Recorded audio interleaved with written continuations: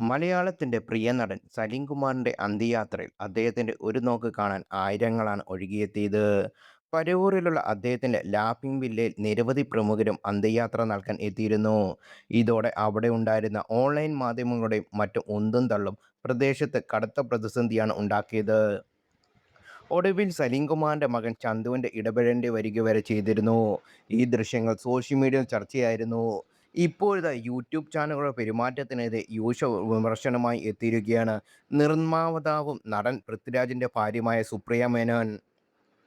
തങ്ങളുടെ പ്രിയപ്പെട്ടവരോട് വിട പറയാൻ ശ്രമിക്കുന്ന ഒരു കുടുംബം, ദുഃഖവും വേദനയും നിറഞ്ഞ നിമിഷം. എന്നാൽ ഇവിടെ വീണ്ടും ക്യാമറകളുടെയും മൈക്കുകളുടെയും ഒരു കൂട്ടം ഈ അവസാന വിടവാങ്ങൽ ക്ലോസപ്പിൽ പകർത്തി തിരക്ക് കൂട്ടുന്നു. ഇരയെ ലക്ഷ്യമാക്കി കൂടുതൽ അടുത്തെത്തുന്ന കഴുകന്മാരെ പോലെ.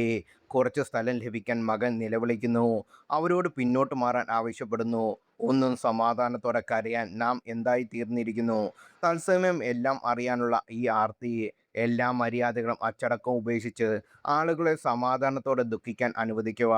അവർക്ക് ഇതിനകം തന്നെ ധാരാളം വേദനകളുണ്ട്. സ്വയം നിയന്ത്രണവും ദിശാബോധവും ഉണ്ടാകണം. ഇതൊരു പത്രപ്രവർത്തനമല്ല, ഇത് പ്രദർശനപാതൃതയാണ്. വികാരഭരിതവും അനാവശ്യവുമാണ്, സുപ്രീത കുറിച്ചു. ഇതിനു മുമ്പ് ശ്രീനിവാസന്റെ മരണാനന്തര ചടങ്ങിലും ഇതേ സംഭവം ആവർത്തിച്ചിരുന്നു.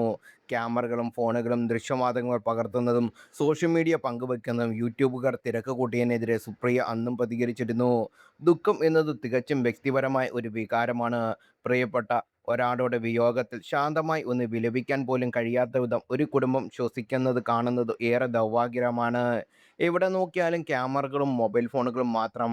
കോണുകളിൽ നിന്ന് സെൽഫി എടുക്കുന്നവർ, വിലാപയാത്രയിലേക്ക് എത്തുന്ന സിനിമാ താരങ്ങളെ ചൂണ്ടിക്കാട്ടി സംസാരിക്കുന്നവർ, എത്തുന്നവരാകട്ടെ പലരും തങ്ങളുടെ പ്രിയ സഹപ്രവർത്തകന്റെ വേർപാടിൽ ദുഃഖിച്ചവരാണ്. മരിച്ചവരെ പോലും അവർ ബാക്കിവെച്ച ഓർമ്മകളും കുറച്ചുകൂടി മര്യാദ നമ്മൾക്ക് നൽകേണ്ടതല്ലേ. ജീവിതത്തിൽ ഓരോ നിമിഷവും വെറുമൊരു കാഴ്ചയായി മാറിയിരിക്കുകയാണ്.